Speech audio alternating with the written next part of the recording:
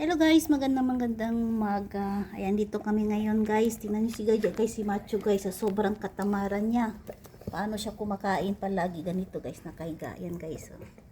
Ayan, tinanggal. Doon na yun na-operahan yung kanyang paa. Yung kanyang kamay. Ayan, may gatas na yan. Kakain siya ng, tinapon mo naman yung ano mo. Mamaya na yung gatas. Ubusin mo muna to. Kasi mamaya hindi ka na makakain yan. Busog ka na.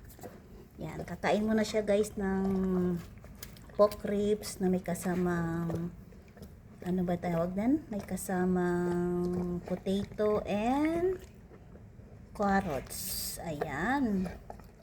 Bahay ka muna, Macho. Sobrang mahal na yan guys, yung naoperahan ni Macho, yung tinanggal yung kanyang laman. May tumubo kasi yung laman sa kanyang kamay. Nasa kalahating milyon na yan guys.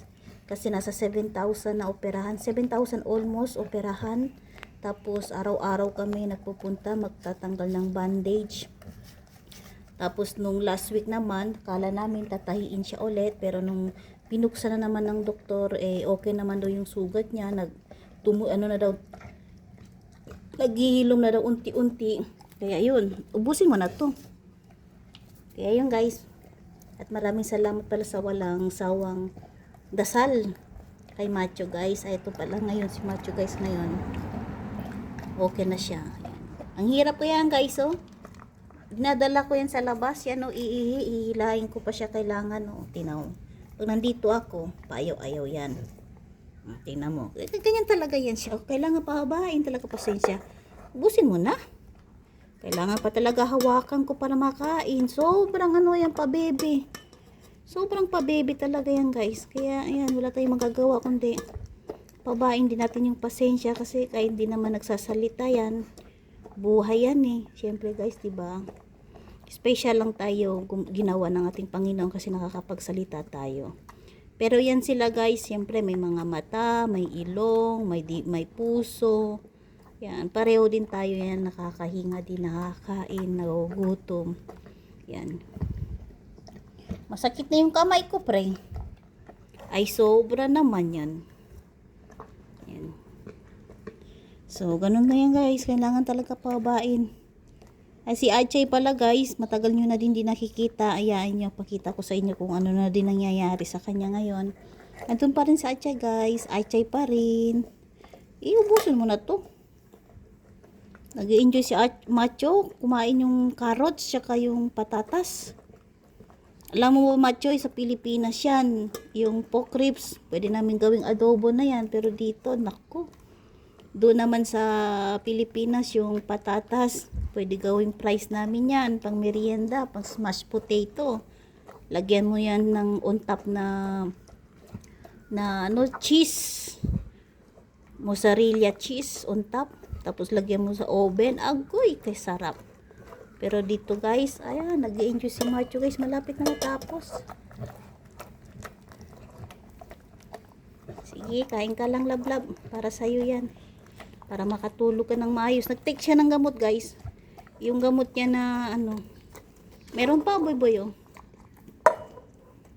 Parang di na yata kaya yan. Oh, gusto mo pa? Ay, ayaw mo na. Paborito mo yan, alam mo, paborito mo yan eh. Ayan. May edad na to si Macho guys, mag-11 years na to. Mag-11 years ngayon, October 5. Akala ko nga mag-12 na, 11 pa pala to.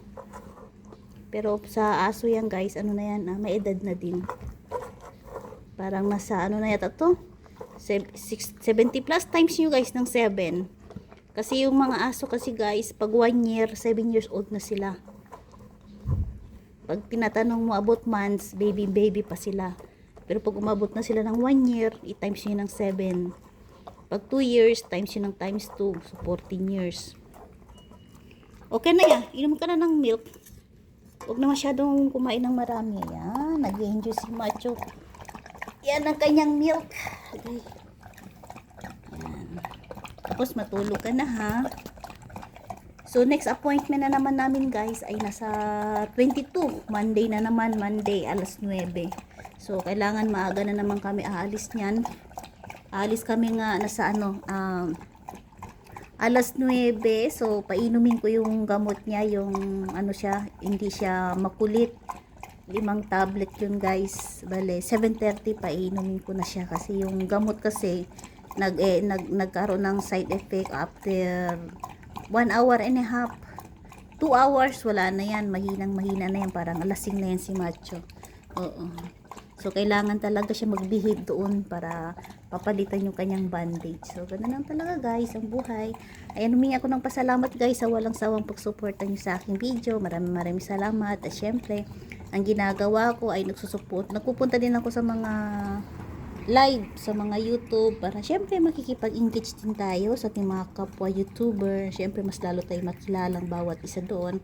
At syempre sinashoutout ko din yung aking mga kaibigan doon sa kabilang platform na lagi akong sinusuportahan din. Okay na guys, dali. Ayan, matutulog na yan siya guys. Binuksan ko to para maano siya, hindi siya mainitan masyado. Ayan, may butterfly tayo boy. May bisita tayo. Ayan, dyan si Macho guys. Ako guys, maraming salamat guys sa walang sawang pagsuporta niyo sa akin.